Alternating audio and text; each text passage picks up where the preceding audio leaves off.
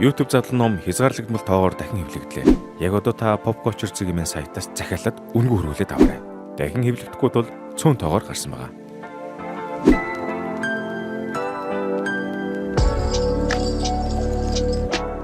За юу цаана манайхан өнөөдөр таад Цол Метал Алхимич анимегийнхаа 2 дугаар хэсгийг ярьж хөд бэлэн боллоо. Тийм болохоор таад маань ууж идэх юм аа хүлээд лайк болон subscribe дараад бичлэгийг эхлүүлээрэй.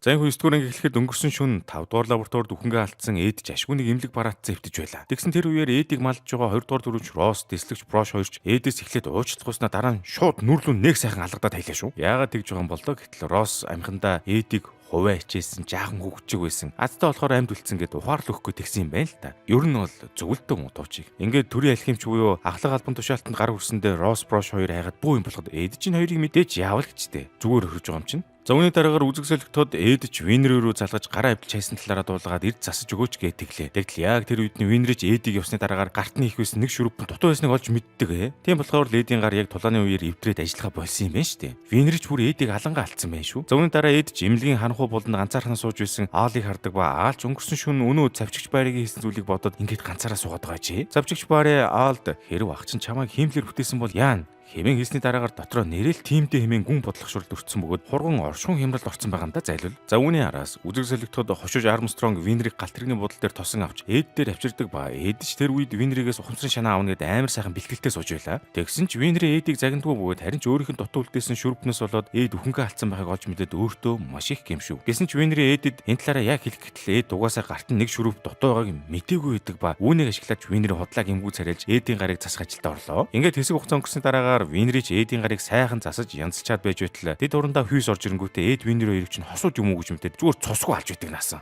Түүний дараагаар хүйсч Винеритэй танилцж аваад Винерийг дагуулад гэртээ хонуулахаар баг хүчээр аваад гарлаа да. Айхтар гэж. Ингээд үзэгсэлэгтход дэд урандаа хүйсийн гэрт Алиша охиных нь 3 насны төрсөн өдөр болоод иж байдаг ба Винерич Алишаг харчаад автан цог нийлж өхөрдөд хөөх нийлгэн юм боллоо. Үүний араас орой болоход Винерич дэд урандаа хүйсэд Эд Аал хоёртой баг ах トゥ нар шиг хамт өссөнө хэлдэг ба тэр зур дэд урандаа хүйсч охиныг нь эргүүлээд байсан баахан бацаануудад буу муугаа үзүүлээд алж өгж байгаа юм чинь. Амар багц. Тэнгүү маргааш өглөө нь болоход Винерич хүйсийн гэр бүл тоноосонд нь талархаад салга ус хийхэд хүйсийн охин Алишач Винерийг дараа дахиад заавал ирээрээ гэд баг ихчээ болох гэдэг юм уу та. За тэр зур Эд өглөөний цайгаа уухтаа сүүмүгэ уухгүй маяглаад тахаар нь Аалч ахаа та сүү уух хэрэгтэй таны би тэжил хэрэгтэй шүү дээ хэмээн хэллээ. Тэгтэн Эдч нэх юм санаж бодлого Аал хэлж байгаа. Би уг нь өсөөд байх чинь хүн болголт намайг тагжгар гэдэг юм. Би хаяада чам шиг байсан ч болоосоо гэж бодох юм уу? Чи одоо их том биетэй болсон шүү дээ гэлчв. Тэгтэл Аал түүнийг нь сонсонгуудаа би ямар юм биетэй болгоод гэж гойсон уу? Та миний биеийг буцааж олж өгнө гэхдээ яагаад юм итгэлтэй байгаа юм? Би энэ биеийг гацсан байхдаа яаж танд итгэх юм? Та миний дурсамжуудыг зүгээр л хийцэн байвал яах юм? Та надад хэлж чадахгүй зүйл байгаа гэсэн. Арай та миний сүнс болон дурсамжийг хиймлэр бүтээсэн юм биш үсттэй. Бүх хүмүүс намайг хуурсан байвал яах юм гэ дотроо оруулаад байсан бүх юмаа Эдэд хэлв. Ядаж байгаад энийг дэд урандаа хүйс, дэслэгч Брош Росс болон Винерийгээ 50 хүмүүс сонсоо зогсож байдаг наасан. За үүний дараа Эд ч одоо дахиж нэмж хэлмээр юм байгаа юу гэснээр босоод яваад өгдөг ба Винерич одоо амар том төмөр агажаар нүдэж Эдийн Аалт хэлж чадахгүйсэн тэр зүйлийг нь хэллээ те. Үнэндээ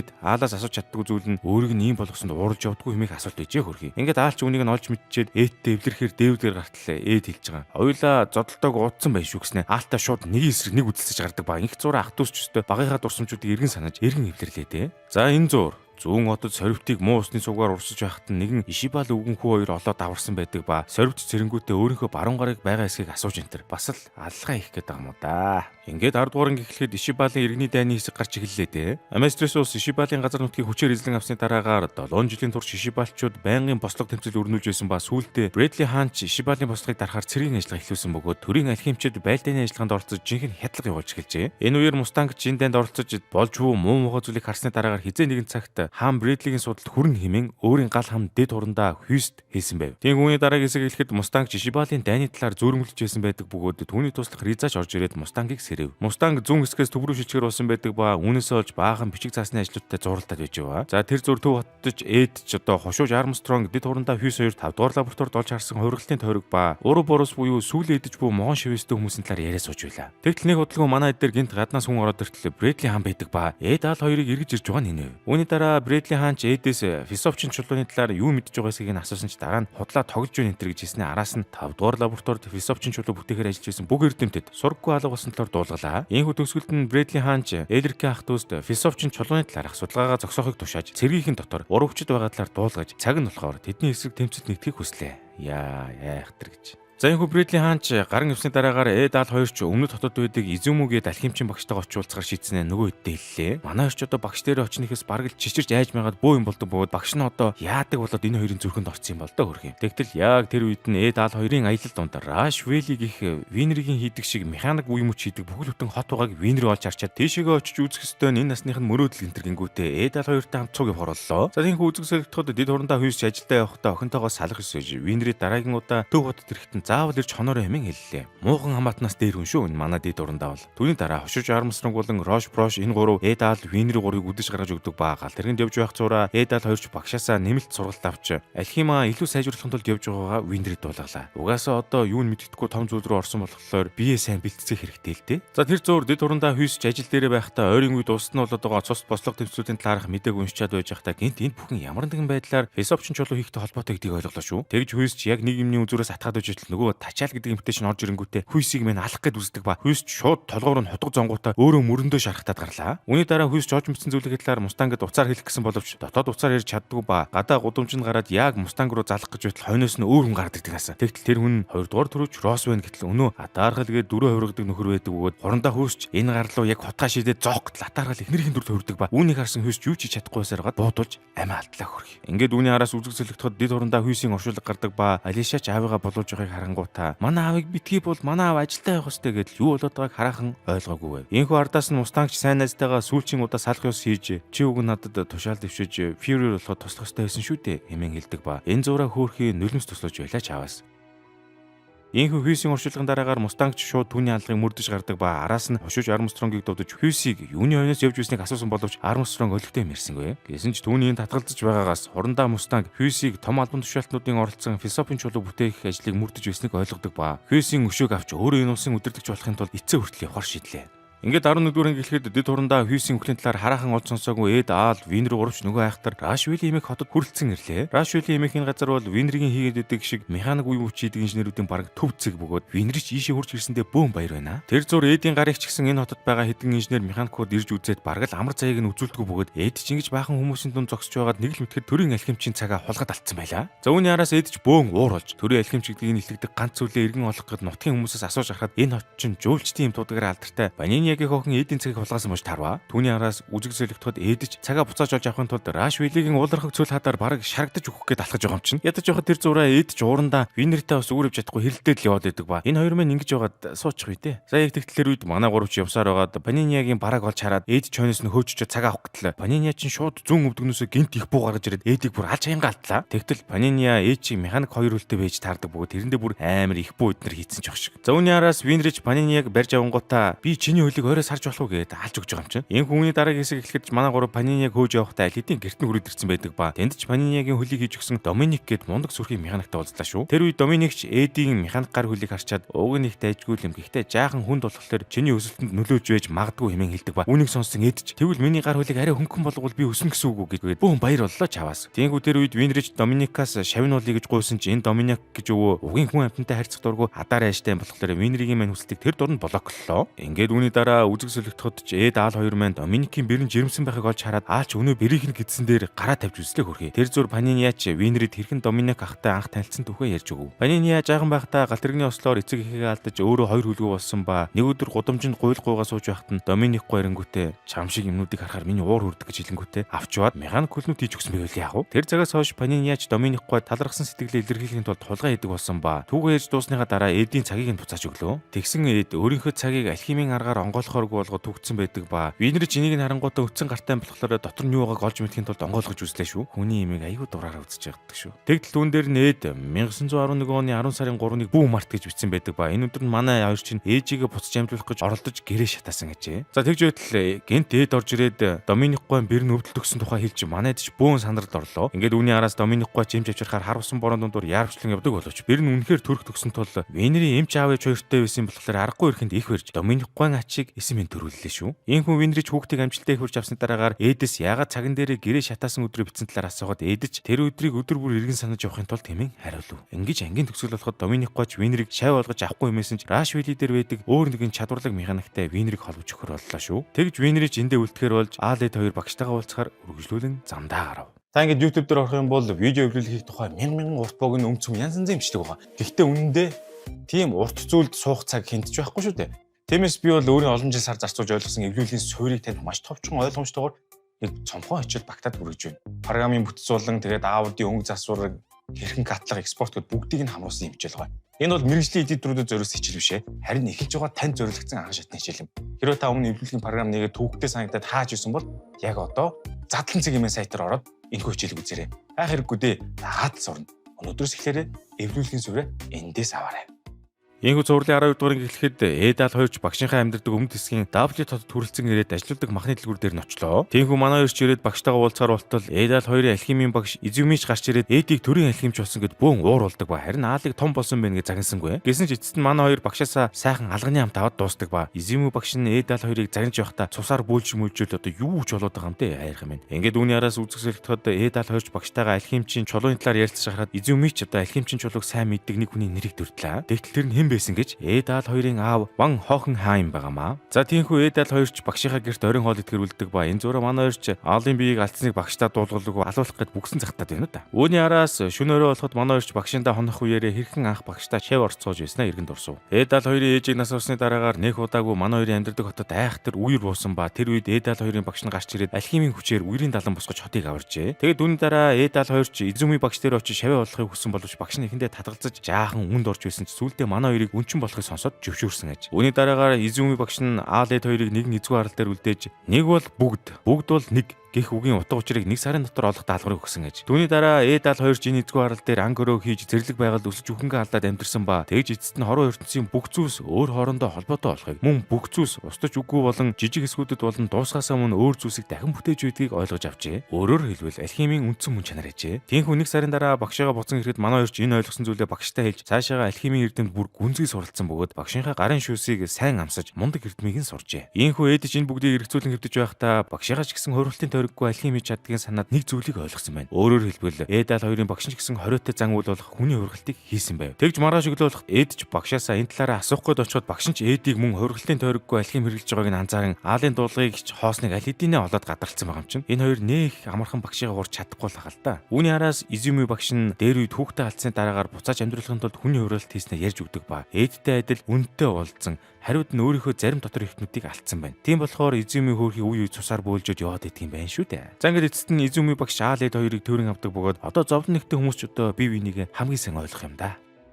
Ингээд 13 дугаарыг эхлэж манай хоёрч багштайгаа учир зүгөө болсны дараагаар Изүми багш нь Аалэд хоёрыг хөөж даруйхан буц хэмээн хэллээ. Тиймээс Аалэд хоёр чүнийн гал тэргээр яг буцахаар болоход Изүми багшийн нөхөр Зиг манай хоёрыг гаргаж өглөө. Тэр зураа Зиг гойч Эдал хоёрыг хүссэн цагт ярьж болно шүү гэхэд Аал хариуд нь гэхдээ бид хоёр хөөгцсөн шүү дээ гэж хэлээд Зиг гой загнуулаа. Учир нь Изүми багш нь Эдал хоёрыг буруу юмсан болохоор нь бус одоо нэг төвшний алхимчид болсон болохоор хөөсөн юм байна л та. Тэгсэн энэ хоёр тэнэг нь тэрийг нь ойлгоогүй ч явж байх шиг. За ингэж Зиг ахасаа даацтай үг сонсоод овоо ухаан усны дараагаар Эдал хоёрч Изүми багш руугаа буцсан явж анх ирсэн зорилгоо хэллээ. Тэр нь юу байсан бэ гэхээр өөрсдийнхөө биеийг буцаан авахын тулд энэ хоёр чинь багшаасаа тусамж үсэх гэж байсан шүү дээ. Тэгт багш нь ихэндээ жаахан ууралсан сүулдэ Эдал хоёр туслахаар болов. Уг нь гаднаа ингэж ажиллалагч дотроо бол Эдал хоёрыг өөрийнхөө хүүхдүүчгээл хайрлаж явдаг юм шүү дээ. Ингээд манай гуравч иргэн эвдэрснийхээ дараагаар Эдал хоёрыг үнний алгаар орсон дурсамжаа санахгүй байгааг нь ойлгодог ба тэр дурсамжаа иргэн санавал ямар нэгэн шийдэл хүрэх байх гэсэн ихний орилоо олж ав. Тиймээс манай гуравч яг энэ талаараа эд сайхан ярилцаас байж итлээ. Тэдний яриаг дээвэр дээрээс нэг үл бүтгэх нөхөр сонсоод сууж байдаг ба бас юун дуракууд гараад ирэвдэ. За үүний араас үзэг зөлөгтөхөд хорондоо Мустанг маань зүүн цэргийн штаб бас төв рүү шилжихээс өмнө өөрийн дарга генерал Грумэнтэй шатар тоглоод байж идэг бөгөөд тэр үеэрээ өөрийнхөө удирдлагад байдаг бүх хүмүүсээ аван төв рүү явахаар боллоо шүү. Энэ орон цорвт маань ч иргэн тэнхэрж ишибалчуудын амьдардаг дөрвөсдийн хооронд ирсэн байдаг ба энэ үеэр нь Йоки гэж хуучин цэргийн авилгалч дарга байсан нөхөр баахан хүмүүс дагуулж ирээд цорвтыг өгж явуулах гэсэн чи яаж чадах вэ? Тэгснэ араас нь энэ Йоки гэж нөхөр цорвтыг амьд үлдээсэн болохоор араас нь салахгүй дагаж энтэр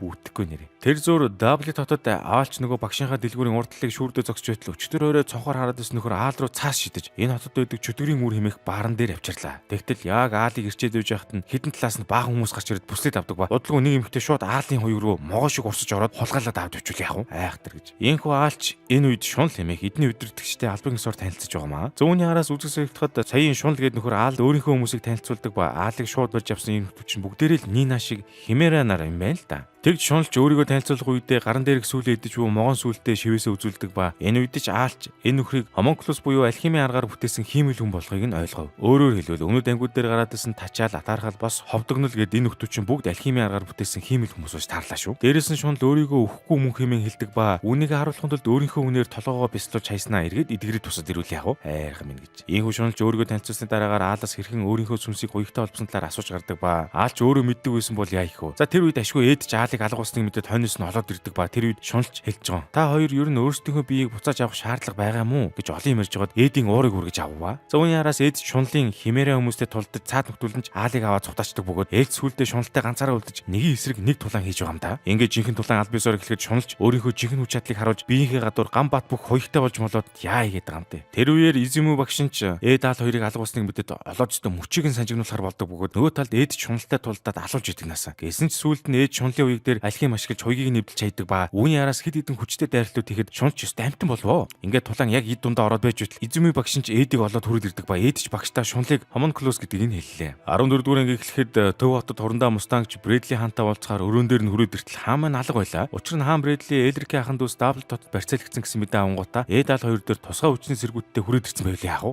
Айхтар гэж. Тэр зур ээд аал хоёрын багш Изүмүч нэг зүрхийг алдчих гээд ирсэн боловч өөрөө цусаар бөөлж үхэнгээ алдаг ба энэ үеэр шунлж айгүй аятайхан цухтаад гарчлаа шүү. За тэгж шунлж цухтаасаар аалын хоёуг дотор орцсон байгаа могоо хүний холимог химээрээ болох Мартл дээр хүрээд иртэл хаан Брэдли ч одоо шунлыг аль хэдийн олж ирээд гар хөлийг нь цавчиж өмчөд бүр алж өгч байна. Ядаж байгаад хаан Брэдли ч сэлмийн урлагийг төгс эзэмшиж яг л супер хүн шиг сэлэнтэйгээ тулддаг байл яах вэ? За тэгтэл явж явж хаан Брэдлигийн нөгөө зүүн нүдний хаалтан ч унахад түүний зүүн нүдэн дээр нь homunculus байдаг шиг сүлээ идэж буй могон шивээс байдаг бөгөөд хаан Брэдли чинь homunculus байж таарлаа да. Тэгээд ийм амар сэлмэр тулддаг байсан юм байна шүү дээ. Айхтар гэж. Тэр хооронд Брэдли хаантай цуг тушаал авч ирсэн хошууж Армстронг шунлын хүмүүсийн нэг болох өхөр болон хүний хөлбөмбөг роботод тулдаж байдаг ба Брэдли хааны тусгай хүчний зэргүүдж шунлын бүх химээрээ хүмүүсийг алаад байж байлаа. Ингээд удалгүй Роу хошууж Армстронг хоёрыг тулдаж байхад шунлын өөр нэгэн хүн ирээд гинт бөөн утаамай тавьж хошуучийн гараас зугтаач чадав. Гэсэн ч үүний араас шунлын хоёр хүн Армстронгоос зугтааж шунал дээр явсан очтол хаан Брэдли ч өстой шунлыг хэрчээд бууз бан шийж байдаг бөгөөд аал Мартлыг аваад зугтаа бид хоёр учрыг нь олно хэмээн хэлж өөрөөсөө араас нь алуулж байгаа мудаж аваас. Ингээд хаан Брэдли ч шунлыг зүйл дуусгаж хүмүүсийг нь алж хайсны дараагаар аал дээр хурж иртэл Мартл ч одоо аалын хуйгийг өдөрдөн Брэдли хааныг алах гэсэн боловч хаан Брэдли шууд аалын хуйны зайгаар сэлмээ зоож хаяад Мартлыг алаад хайчлаа базраа гэж. Тэгтэн гинт аалын хуйгийн дотроос бөөн цус садарч Мартлын цус аалын хуйгийн доторх цусан тамганд хүрэхэд аал гинт тухайн алдаж үнний аалгаар хэрхэн ороод гарсан турсамжаа иргэн саналаа. Юу ч болоод байна да тэнгэр минь. Энэ хүний араас үзэгсэлэгдэж аал ээдийн хоолойг сонсон сэрэгдэг ба тэр үед бүх зүйл аль хэдийнэ дууссан. Хаан Брэдли ч манай хоёрыг байцааж шуналтай ямар нэгэн мэдээлэл солилцсон талаар асуув. Тэгснэ ээд аал хоёрыг хэрв ямар нэгэн мэдээлэл задруулсан байвал газар дээр нь цаасна тэргээд балаарч өгдөг бөгөө. Тэгтэн ээд ч хэлж байгаа. Бид хоёр цэргийн холбогдлолтой юу ч яриаггүй. Эмэн үннээ хэлдэг ба үүнийг сонссон хаан Брэдли ч манай хоёрыг зүгээр үлдээгээд яваад өгөв. Дараагийн хэсэг гарахад хаан Брэдли ч ээд аал хоёрын багштай уулзаад төрийн алхимч болох санал тавихад манай хоёрын багш тун хилдгэр татгалзлаа. Тиймээс хаан Брэдли явсан хойно ээд ч одоо аалын хуйгны цусыг угааж өгдөг ба тэр үеэрээ Армстронг шунлын гар дээрх шивээсийг дурдж би дид хөрөндөө хүйст хоёрт энэ талаар хэлсэн биз дээ гэдэглээ. Тэгтэл яг энэ үед нь хошууж Армстронг эдэд хүйсийг алуулсан талаар хэлж чаддгүй бөгөөд эдэд энэ талаараа хинт шилж болохгүй шүү мэн сайтар захаад яв. За тэр үеэр манай Führer хаан Брэдли шунлыг нэг нь нууцлах газар авчирлаа шүү. Тэгтэл энд нөгөө тачаал атаархал ховдог гэд homunculus-ууд нь бүгд байж байдаг бөгөөд бид эцэст нь тэдний эцэг их нөхрийн гадна төрхийг харж авлаа. За үүний дараа шунлж хаан Брэдлигийн талаар асуухад хаан Брэдли чинь хөгшөрдөг хүн homunculus-ын эрлийцэхгүй хайбрид хүн нөхөр гэж таардаг ба эднэрийн эцэг гэж дуудаад байгаа хүний хамгийн сүлд хийсэн homunculus болж таарлаа та. Уг нь homunculus чинь хөшгүй мөнх байх ёстой шүү дээ. За үүний дараа шунлын эцэг нь халуун лав руу оруулж доороос нь үнэ айхтар философчин чулууг нь гарган аваад уудаг бөгөөд үүний дараа хаан Брэдли ч ордон дотроо явж байхдаа юу ч болоогүй юм шиг хүү ихнэр хоёртойгоо уулзлаа та. Бүхэл үдэн улсын үдирдэгч нь өөр хин нэгний утсан хүүхдтэйгээр энэ ч одоо юу гэсэн үг вэ?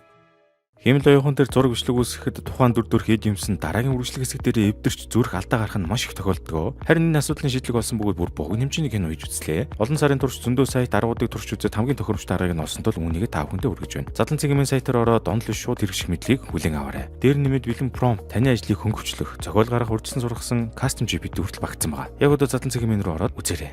Энэ хүний араас 17 дугаар гэлэхэд сорвт маань иргэн босож ирэнгүүтээ бас л төрийн алхимчийг алаад явж идэг наасан. Тиймээс үр цайхын алхамд сорвтж ажиллаа дуусгачаад өөрийнх нь баг боол болсон Йоки дээр хүрээд иртэл Йоки шин хэмээх улсын нэгэн охиныг олоод ирсэн байваа. Энэ охиныг Менчин гэдэг бөгөөд бас зүгээр нэг охин бус шин улсын алхим болох оркестрийг ашиглан сорвтын шархыг хэмчилж өгөв. Менчингийн энд ирсэн шалтгаан өгшгүй мөнгө болгох арга хайж өгөө бөгөөд сорвтын баруун гаран дээрх шивээсийг харангуудаа өө эн чинь оркестрийн вэ штэ гэтэглээ. Тэгсэн сорвтын ах чинь алхим болон оркестрийг цуг судалдаг байсан бөгөөд сорвтч Төв бат руу руу явах гэж байхад нь Менчин ч одоо цуг явахаар болдог ба цул металл Эдүр дээлрэхтэй уулзахыг бас хүсдэг гинтээ бурхан байна. Ингээд дараагийн үзэгдэл гарахад Мустангийн туслах Риза шүн төв хотод нохоогоо салхиулаад явж байтал гинт нөгөө 5 дугаар лабораторид байсан цавчигч Барич нь гарч ирэнгүүтээ Ризаг алан талан нь оллоо. Гэсэн ч хал үзэж халуунчлууд олоосон дэслэгч Ризаг минь яаж орох вэ? Энэ хүний дараа дэслэгч Ризач Барыг барьж аваад хорондоо Мустанг дөгдөг ба тэр үеэр хорондоо Мустангч Фисовчин чулууг бүтээхэд хүний өргөл өргөдгийг нь олж мэдлээ. За үүний араас дараагийн хэсэг гарч эхлэхэд Эдч буцан Винер дээр ирэн шуналтай хийсэн тулааны улмаас эвдэрсэн механик гараа янзлуулаад явж байлаа. Тиймгүй Эд янзлуулж дуусчаад Аалтай хамт хоолунд дэргүүлээд явж байтал гудамжинд өснөөсөө болоод ухаан алдаад унтсан нэгэн хүнийг олоод хоолж унтлан босгоод авлаа. Энэ нөхрийг Лин Ян гэдэг бөгөөд ангийн ихэнд гардаг Менчинтэй нэгэн адил шин улсаас ирсэн нөхөр болж таарлаа шүү. Тэгтэл Лин Мэйтэй мөн адил зүүн талаас цөлийг дайран эртний Зерксис улсын балгас дээр очисон ба энд хүнийг мөнх насулдаг нууцыг олж мэтгэр ирсэн гинэ. За үүний ардаас Линч Эдэс Фисовчин чулууны талаар асууж гардаг ба тэгтэн Эдэс худлаа мэдгүй царайлаа. Гэтэл яг тэр үед нь гинт ханаас ч юм би хоёр нинжа шиг нөхдөд гарч ирээд Эдийн хоолойд хотод тулгадаг ба үүний араас Эд Аал хоёрч Линийг дагуулж ирсэн энэ хоёр нөхөртэй ан он үдэлсэж тэр үеэрээ баахан юм өвдөж аялаа та.